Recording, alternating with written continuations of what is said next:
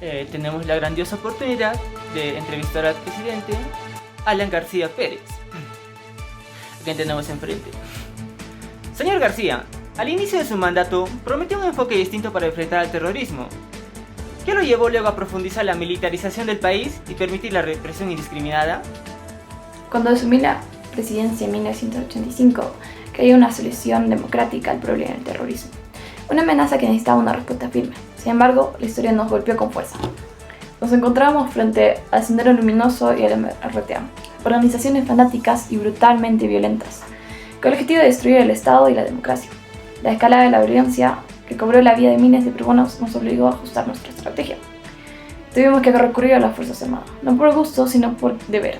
Si bien hubo excesos, siempre los condené. Fue una respuesta inevitable al desgarro de la patria.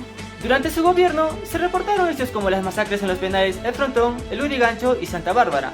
¿Cómo responde usted ante estas denuncias de ejecuciones extrajudiciales tras los motines? Bueno, el Perú ya arrastraba una crisis económica muy grande, resultado de un modelo que nos condenó a ser dependientes y explotar nuestros recursos para beneficio de otros. A esto se le sumó la brutal violencia del Sendero Luminoso y el MRTA, quienes aplicaron una estrategia para infiltrar y manipular universidades y sindicatos. Por eso, cuando el Estado reaccionó, hubo confusiones, y sí, en ocasiones excesos. No se trató de confundir oposición política con terrorismo. Lo que se buscó fue identificar y neutralizar a quienes bajo la fachada de la representación tenían intereses de apoyar a organizaciones terroristas. ¿Qué rol cumplió el comando Rodrigo Franco en la lucha contra el terrorismo? ¿Estuvo usted al tanto de sus operaciones y métodos? Bueno, mi gobierno, el gobierno del APRA, fue un gobierno republicano, un gobierno democrático, que siempre actuó dentro del margen legal. Nunca promovió la existencia de ningún grupo paramilitar. El llamado Comando Rodrigo Franco ha sido más bien un símbolo, un pretexto creado por la oposición para crear un enemigo fantasma.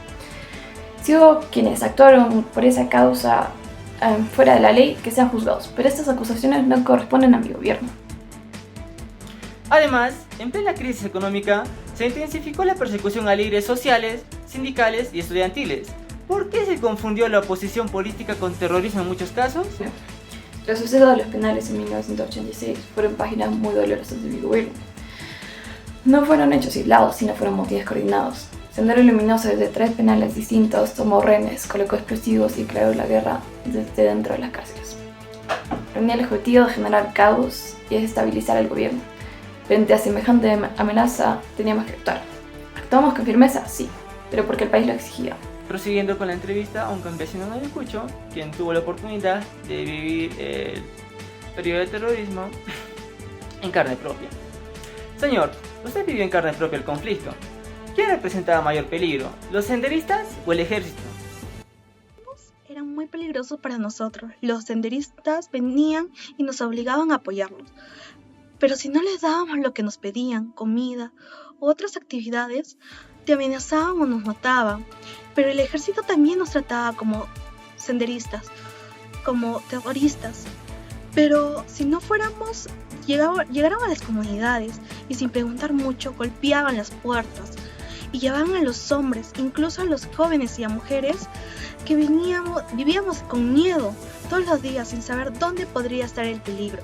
Sentíamos que estábamos atrapados, sin salida, en miedo de una violencia que no habíamos buscado ni relacionado a nuestras vidas cotidianas. ¿Qué consecuencias trajo para su comunidad el ser acusados muchas veces injustamente de colaborar con uno u otro bando? Un momento doloroso, muchas familias fuimos señaladas injustamente, hubo desaparecidos, asesinatos, entre nosotros mismos comenzamos la desconfianza, ya que no nos sentíamos seguros, algunas personas se fueron a la ciudad por miedo, otros decidimos quedarnos, pero fuimos para sufrir. Perdimos a nuestros maestros, a nuestras autoridades y la comunidad se quedó sola. Lo más indignante y triste fue que aunque éramos inocentes nos quedamos con la mancha de colaboradores y esa carga nos persiguió por muchos años. ¿Recibieron alguna vez ayuda del Estado o de alguna organización tras los hechos violentos? Algunos momentos nos estábamos de todo olvidados. Después de todo lo que pasó, algunas organizaciones vinieron a escucharnos, a darnos talleres, a ayudarnos a reconstruir algo, sanar un poco, pero el Estado llegó tarde, con promesas que no siempre se cumplieron. Algunas familias recibieron algo de ayuda, pero muchas otras Aún seguimos esperando justicia para nuestros muertos, para los desaparecidos. Queremos que sepa la verdad, que no se esconda y que sobre todo que nunca se vuelva a pasar algo en nuestro país. ¿Qué diría hoy el país sobre lo que vivió su pueblo en esos años?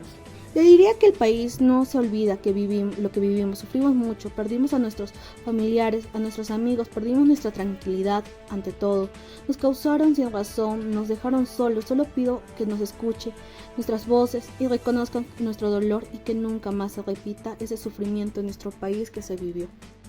Prosiguiendo con las entrevistas, se realizó a un soldado del ejército peruano, el cual tenemos enfrente. Bueno, señor, ¿recibió instrucciones sobre cómo actuar en zonas donde había civiles inocentes? Sí, nos decían que debíamos de respetar a la población civil, pero muchas veces las órdenes eran ambiguas. A veces se imponía la lógica de es mejor prevenir que lamentar, y eso hacía que tomáramos decisiones que nos llevaban a excesos con la gente. ¿Presenció o escuchó de compañeros que cometieron abusos durante operativos? ¿Qué ocurrió después? Si es que lo escuchó, obviamente. Sí, claro, empezando primero por las amenazas y muertes. Sí, algunas veces en algunas comunidades compañeros se detenían y golpeaban a personas solo por tener familiares que estaban relacionados con Sendero Luminoso. Escuché de compañeros que ejecutaron a supuestos senderistas sin un juicio previo, solo por sospechas. Lo más difícil de todo creo que fue que esas acciones eran siempre encubiertas o simplemente ignoradas por nuestros superiores o por el Estado. Y el miedo, el odio y la impunidad estaban muy presentes. Nadie hablaba mucho de eso ni entre compañeros ni con los familiares. Y si lo hacías podías ser considerado como un traidor y te podía ir mal. Bueno, continuando. ¿Cree que en nombre de la lucha contra el terrorismo se justificaron actos que hoy serían considerados crímenes? Sí, lamentablemente, sí, como lo comentaba, el país estaba aterrado y justificaban cualquier acción que supuestamente pudiera traer paz en ese momento.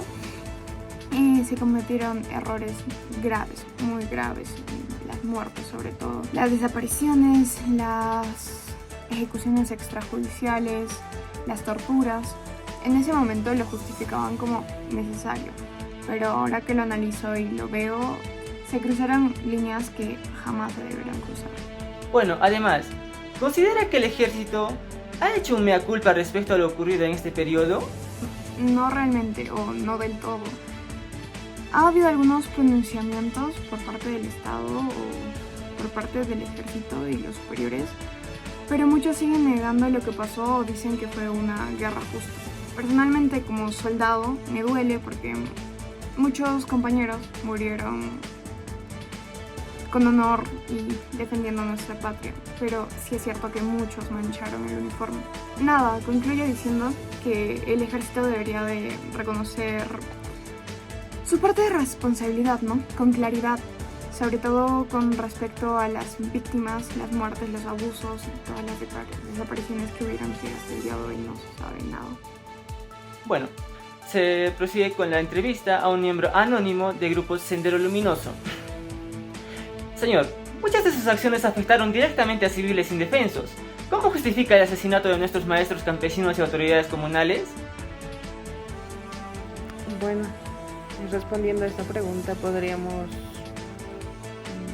mencionar que desde nuestro punto de vista o nuestra ideología consideramos que todos aquellos maestros, autoridades y los campesinos que han sido asesinados en su momento, realmente creemos que ellos tenían otro tipo de pensamiento, eran personas mucho más neutrales, es decir, representantes del viejo Estado.